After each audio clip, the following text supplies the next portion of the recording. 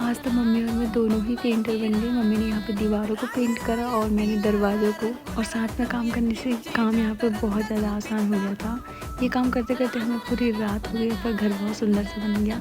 उसके बाद आए घर पे, गुन्नू मेरी गोद से उतर ही नहीं रही थी। फिर मैंने करी खाने की तैयारी। यहाँ पे मैं बना रही हूँ सिंपल सा खाना, जिसमें बना रही हूँ प्याज की भुर्जी और रोटी।